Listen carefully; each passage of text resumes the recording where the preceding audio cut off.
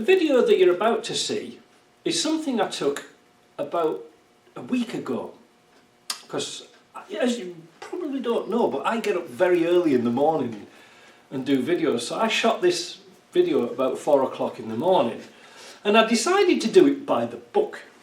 Now, the problem is with Land Rover books is it isn't always exactly true. And when we got to the end section of this video, it's about setting up the intermediate shaft preload using a torque meter and a preload of 10 foot-pounds. Now, if you're hearing my voice, I wasn't really happy with that, because I just used to set them up just with a little bit of, just a little bit stiff to turn, but not too tight. And I found out it was a little bit too tight, going by the book. So I contacted Dave Ashcroft, and I asked, he said, well, we set them up like this, like a little bit of play, but it's possible to turn the input shaft gear by hand. And that's the way I used to do it. So I used to do exactly the same. So I didn't want to send out confusing information, but the thing was that that's the way it says in the book. Now, also, just to clear a few things up, my maths at 4 o'clock in the morning isn't the sharpest. So I do make a couple of tiny errors with my addition, but I wasn't sort of on the ball. I hadn't had a cup of tea yet, so I was sort of busting to get this video done and get it wrapped up and out of the way. So anyway, that's just a little bit of a preamble about this video, but you will find something interesting about when you change the input gear, because on the transfer case, because a lot of people just buy them, put new bearings on, bang them in with the old shim on, and it'll be wrong. It'll be either too slack or too tight. Too slack, not good news, but too tight, burny bearings, you don't want that. So, watch the video, enjoy it, and leave a comment, because I do read all your comments. I do read everything that you say, good and bad. And yeah, so watch the video and see what you make of it. As I'm stuck for parts on the R380, I thought I'd have a look at this LT230. Now, it was reported to be running right, but it had the obligatory oil leak coming out of this O-ring here. So what I'm going to do is I'm going to do two jobs on this.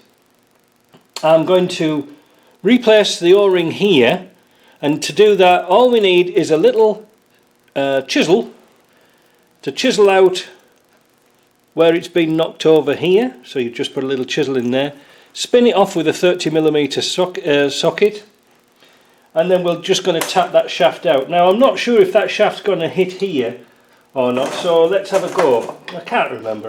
I don't do these every day, so I can't remember. But let's have a look. So like I say, I've taken the plate off the end. I've taken that locking plate off, because this shaft has got two flats on it. Well, or one flat, sorry, and that's the only way it goes on. So I'm going to put the nut on to protect the threads, and I'm just going to tap it, and it's gone through, and tap it a bit more.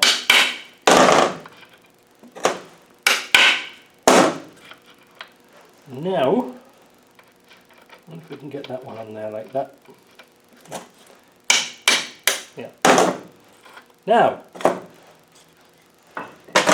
we could, if we wanted to cheat, we've knocked it far enough out so we could replace that O-ring.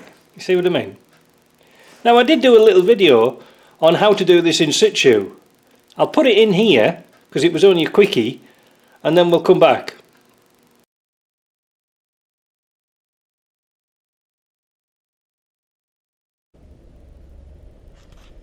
I mentioned in one of my videos about using guide studs to take out the transfer case, so you've got access to replace this nasty little O-ring down here. And this is it in practical use. Now, I'm doing this outside because I can't get to my shop at the moment, and then once this is done, it's going in the frame over there. So you see what I mean? You can do this on the gearbox if you just want to replace this. But in today's video, what we're going to do is not only pull this out and pull this gear cluster out, because we're having to replace this gear, the input gear, we're going to shim it up correctly. So we're not going to have any drag on here through the rest of the gears. So we're going to pull this piece out, set this up, and set it up properly, because lots of people just change the bearings, put them in, and they never think that there's a shim just behind here. There's a little shim. So we've got to calculate the thicknesses of that. So that's what we're going to do. We're going to pull all this lot out. We're going to put our little dummy shaft in. If we can see it, just a second. Here it is. So we're going to take this out. We're going to put our dummy shaft through. And yes, indeed, it catches. It catches on the head of the bolts just here. So I'm going to tap that back in and then take this row of bolts out of here. So there we go. I didn't really need to take all these bolts out because this pin's quite narrow and it does lift out. Maybe just take out the first one. So I've got my dummy shaft in, and now that should drop out. Oh, there it goes. And there you go, that's it. Now we'll keep those bearings in order. Goes down there. And now, you see these are all nicely free running and it won't interfere with the shimming this up. So what we're going to do is put a little bit of oil on these bearings, and then we're going to put the gear in. Now what I've done is I've swapped out because this is a new gear, I've swapped out the bearings in the same relevant position from the old ones. So these are the old bearings, but they were quite good. So I've got the front on this is the back, so I've got the front on the front and the back on the back. Don't try and mix them up because bearings like to grow together. So we should find this goes back together quite simply. So let me put this in and let's have a quick test run before we start filming. Sometimes it's a very good idea to check everything like these before you just assemble them. Now, the reason for that is this. I've just put this cover on with two bolts opposite and I've just nipped it up to pull the bearing down. Now, if your LT230 had a gasket behind there, fit the gasket, it's quite important. But this one didn't. And what I did was, instead of using the original stock bolts, I just put something in a little bit shorter, because these are blind holes. Well, some of them are, some of them aren't. That one isn't. But like for example, if you put that bit through there, and that's how deep the hole is, and that's the length of the thread. So I just put something in that was about 10-15 millimeters shorter. Now what I'm getting at is this. So I've used the original shim with a new gear with the original bearings, and look at this. It just won't turn. It's so tight, it's unbelievable. And this is the thing, when a lot of garages put these in, they just change it without shimming it, and it's quite important because those bearings are not going to last 5 minutes. So what I'm going to do is I'm going to take that shim out, and I'm going to put a lot smaller one in, and then we're going to set the dial gauge up somehow, and we're going to measure the end float of this, because it should have a 2/1000 of an inch preload on that bearing. I'll put a little note below here to what it is in Newton meters or whatever it is. So with the shim out of the end cover, which is, so the end cover, the shim goes in before the bearing. I'm going to measure this up and see what it is. I'll do it first in thousandths of an inch. So it's 135 thousandths of an inch, or 3.43 millimeters. So we need to be thinner than that. Now, fortunately, from Mr. Ashcroft's, we've got a shim kit for this LT230. We've got a shim kit for this bearing and also for the main shaft. Now the main shaft feels okay, it doesn't feel as if it's floating around, so we're going to leave that one. But this is only concerning this gear. So what we want is, we're going to put a very smaller gear in, very smaller shim. And these are a great idea if you're going to work on a gearbox, because these shims come extremely thin. You know, they're a very thin shim. See how thin that one is? So you can do it really, really accurately. Because you see, normally, if you want a thinner shim than this from Land Rover, well, you've got to rush out down to the dealers and order one and come back, and then it's not quite right. Whereas this kit here, with a different selection of shims, you can build up whatever you want to do. So what we had there, I'm going to work in thousandths of an inch because it's easier for me to work out. Let's change it back to inches. So we had, what did I say, 139, 137. Keeps changing. These cheap verniers are not all that accurate, but let's see. 137, 136, 137. We've got a couple of thou to work with. That's 75. Put two of these together and see what we've got. 131 with two shims together, and we had 135. So that might be just a little bit too thick. So I want to go down a little bit thinner because I want to measure the actual end float. So we're going to put in 100 thousandths of an inch, and then we'll put this all back together, put the dial gauge on, and then we'll do some maths. So I've just put those 100 thousandths of an inch shims in, and listen, we've got end float. See, sounds a bit rough because it's got end float on. So what we're going to do now is put the dial gauge on here and measure it from the back to the front, and we're going to find out the distance of that, add 2 thousandths of an inch on to these shims. So we're going to find out what the gap is, and then add that to the shim, and then add another 2 thousandths of an inch, and then our end float will be correct. Let's try that. So I put my dial gauge on, and I've pushed the gear all the way to the back, and now I'm going to push it forwards onto the front bearing, and we can see there it's 18 thousandths of an inch. Now this is the reason why I'm using thousandths of an inch, because I haven't got a metric DTI. But we're going to check that again. We're going to put it back there to 0. Maybe a bit there, maybe a little bit off. Let's have a look. There. 19. Oh, it's either 19 or 20. Hard to say. I'm going to go for 19. So let's see. So we need 100 plus 19 plus 2. So we need 122 thousandths of an inch. Better get me Sharpie out and write that down, I'll probably forget. Just out of interest, how I set this up, if you've got one of these mag mounts here, which is really common, all you have to do is unscrew your mag mount and screw it into the hole of, because it's an 8mm thread, of where this locking plate went on. You see this locking plate here? Well, it's the same thread, so you can do it really easy. There's no excuses.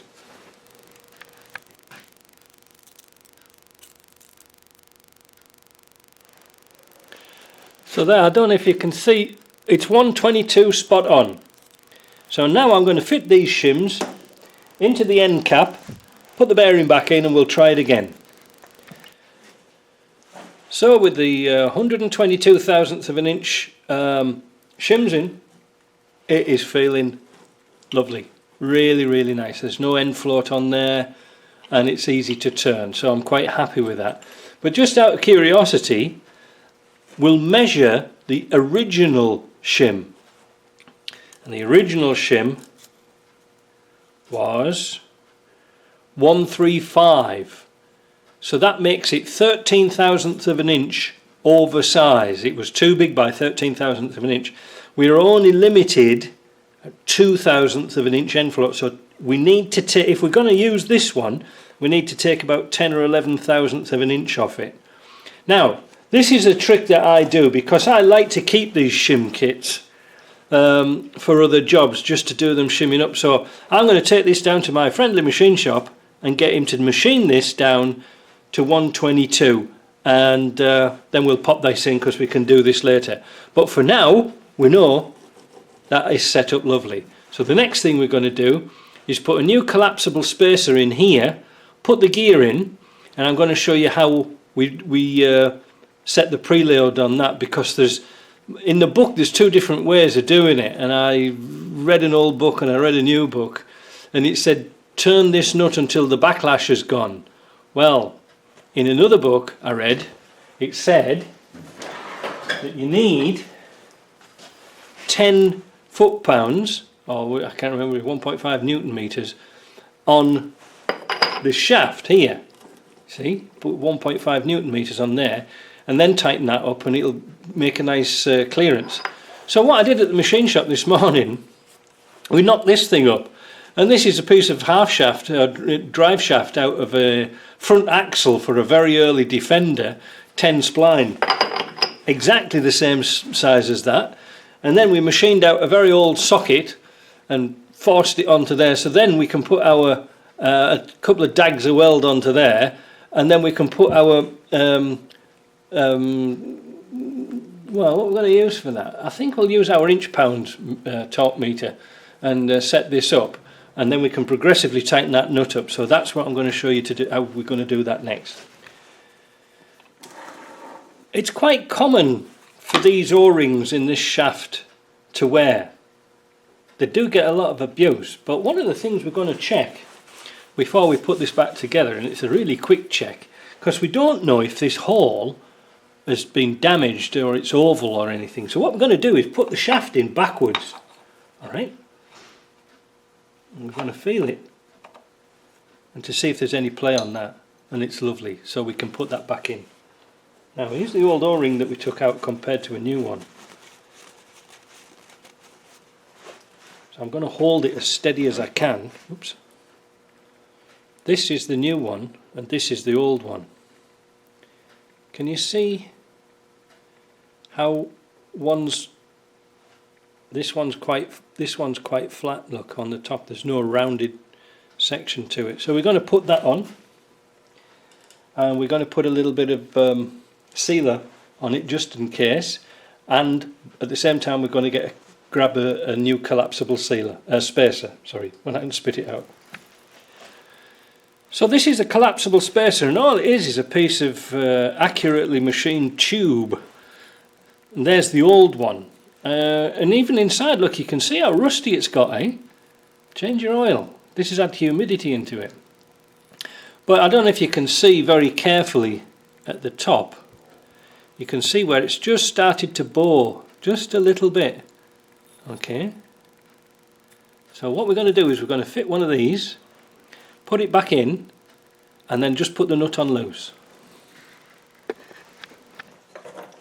So I put a little bit of high-low sill on the O-ring and round the end of the shaft, and now as you can see here I'm pushing this shaft through, which will push the dummy shaft through, but it is a bit tricky. Sometimes we put the gearbox level and put some string round and pull this up, but I've found that just putting a screwdriver under there and sort of jiggling it around a bit, it will eventually go. It is a bit tricky. There we go, that's through there. And now we want to tap that through here.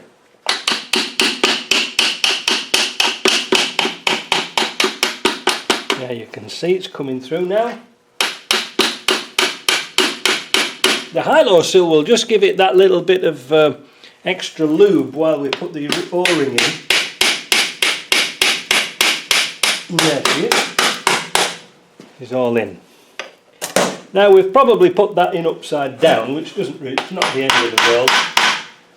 But the flat on here is upside down, so we're going to have to turn that shaft. We'll just put the nut on and keep turning it until the flat's at the top. You can see on here there's a little flat in the locking washer, so we're upside down, which is not the end of the world. So I'm going to put that in its right position. So you can probably see here, now I've got the locker onto the flat and it's just off the hole, so I'm just going to turn it just a little bit until this lines up with the hole. Turn it, turn it, turn it, and then that can go in. So we're going to tighten that nut up first, and then we're going to put this nut on. So So that's going to pull the shaft through. Now you can see now, I've just done that with my fingers, but you can see we're out from where the original notch was, and there's the shaft with the cutting in, so we've got to turn it. So this is why it's important to put something to measure the torque on here to get £10 or 1.5 Newton meters. So that's the thing. I'm going to set that up next.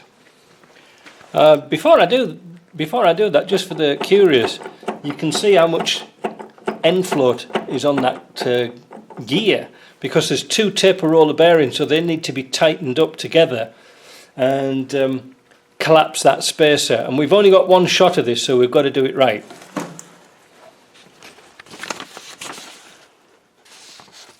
So according to the book of words, this is what we're doing now. We've got our gauge on here.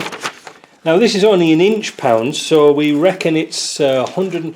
It's 10. It says here 10 foot-pounds, 1.25 Newton meters, and what we're going to do is tighten it up to 120 inch pounds, which is the same, because this again is in inches. So I've done a little nip on it. We're not quite there yet. I'm going to use my impact to tighten this up because it's really tight. You know, they've got a big bar on, but oh, look, you see, that's 50, 52. Oh, we're getting there. Doesn't need much. Bit more. Oh, that's 100 inch pounds. Ooh, what's that? That's, do you know something? That's about right, you know.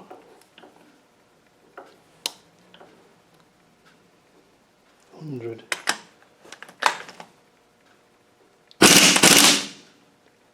Oh, I think I'm happy with that, because that's quite. You can see, it hasn't got a very good ratchet on this thing. Wait a minute, I'll turn this around a bit. In fact, I don't think it's got much of a ratchet on it at all. Right, look. So there we go. Can you see the gauge? That's on 100. That feels quite tight, actually. I'm quite surprised. But do you know something? It's tightened up everything inside. It's made it really nice. So maybe that's the way to do it all the time from now on. So we're going to stalk over that nut. Now you can probably see, maybe see here that the original stalk's here, and now we've got nothing on there, so we can use this nut again. We don't have to buy a new one. But that now it feels tight. You know, it feels nice and tight, but I think it's going to be alright. Because, like I say, we had to tighten this one up first, but now we've got no shimmying backlash in there. So we've done it by the book. We're going to put it on and let's see how it goes.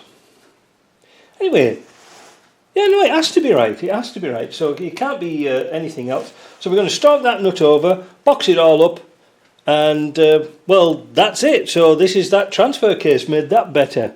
Strange way of doing it, isn't it? But there is a method in their madness. Talk to you later.